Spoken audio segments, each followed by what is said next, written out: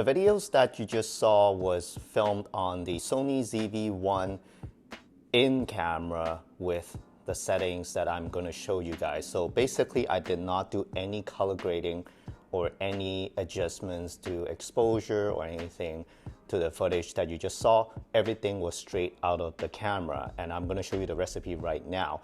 So I'm going to show you the clip that I recorded on the ZV1. So it looks pretty similar to what you just saw, and let me show you the recipe. So let's go to video mode first, and I'm always using manual exposure unless I'm vlogging or anything that I need to use aperture priority. So the mode that I was in was manual mode for video, and I was filming in 4K 24 frames per second at 100 megabit per second. So that's the video settings. You can pretty much apply this recipe to your Sony camera. It doesn't have to be the Sony ZV1. It can be like another camera with similar picture profile and also similar settings. So the ZV1 only records in 8-bit 420 if I'm correct. I know it's not 10-bit, and I know the colors are not the most rugged when it comes to color grading. So that's why I prefer having the image recorded in camera with the colors that I want instead of having to color grade them after, because the footage will fall apart very easily. So that's a video settings, and of course it's 1/50th of a second.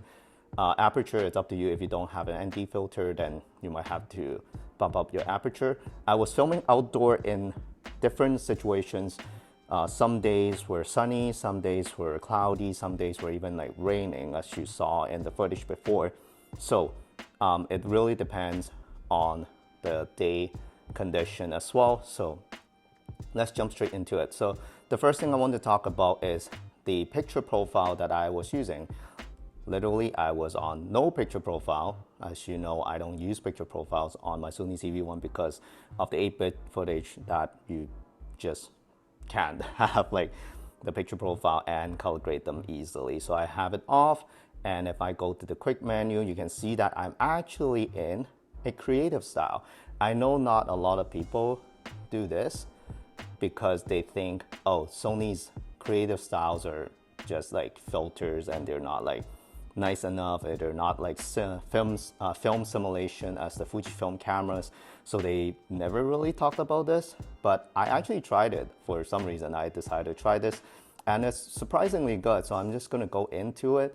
This is standard. I already modified it, and you can see that the screen is a little bit green tint. I'll talk about that later. That's also part of the recipe. But I'm using Vivid as the creative style, and here I have it modified. Contrast set to +1 and saturation set to -2. I know it's kind of weird that I lowered the saturation of a vivid profile, but it was kind of too vivid if I set it to 0. As you can see, everything is like too vibrant. So I lowered it to -2, and of course sharpness, I have this set to -5, which is the lowest that you can go. So if you try to go low, it can only go down to -5. So this is the creative style that I'm in.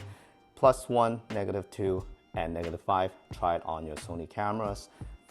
Once you have that set up, the main thing that created this stylish kind of look here is actually white balance. So I've talked about this in my Fujifilm recipe for the X Pro 2 camera that I posted a couple of months ago, and it was really popular, the video, and also the picture that I posted, it got reposted by Fujifilm Canada, so I really appreciate that. And that one mainly focused on one thing, white balance.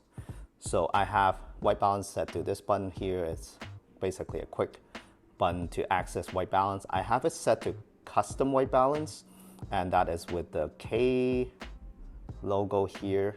So it's not auto white balance. I don't like auto white balance because I don't like the color temperature changing throughout the scene or the video. So I have it set to custom, and you'll notice that I have it set to 4000.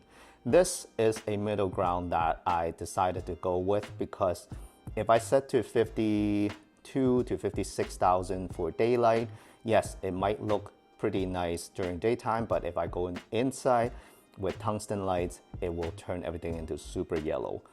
As you can see, if I go like this, you can see that everything turns really yellowish.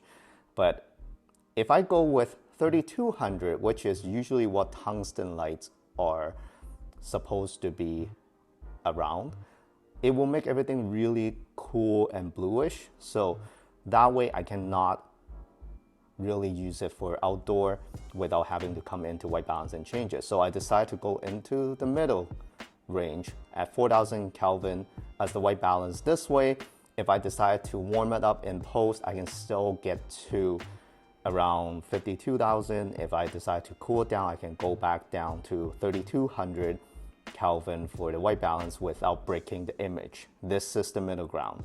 But it's up to you. If you think that it's too yellow or too cool, then change it here. But the main thing is here. On the right-hand side, I have the white balance shift. They don't call this white balance shift. I think they call it white balance shift on Fujifilm cameras. You can see it here. You can literally just copy the settings.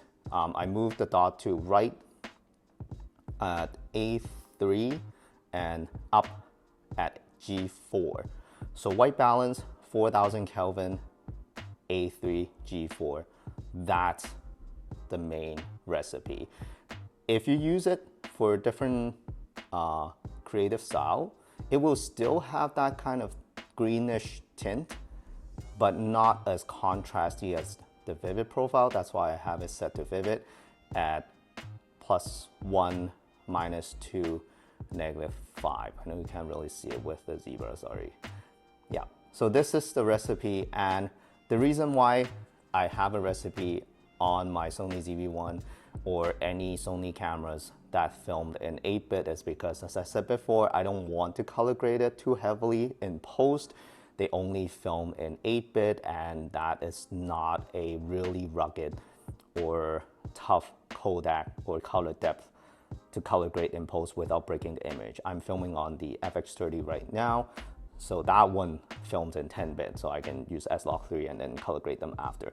And another reason is because I want to see the image. I want to see how it looks like when I am filming. I much prefer seeing what I'm gonna get, at least similar to what I'm gonna get in camera, than having to guess it and imagine how it's going to look like in post when I'm color grading it. So that's why I always prefer having the look in camera.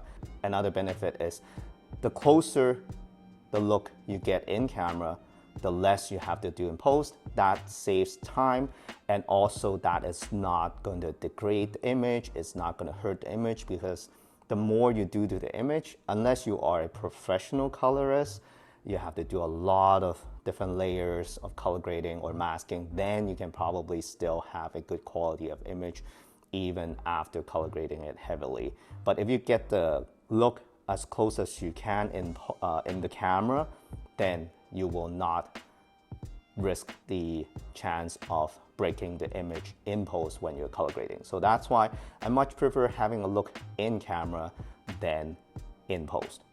And I hope you guys like this recipe. This is just a quick video sharing what I found on camera. And if you like this kind of video, let me know in the comment section below. Oops, the camera turned off.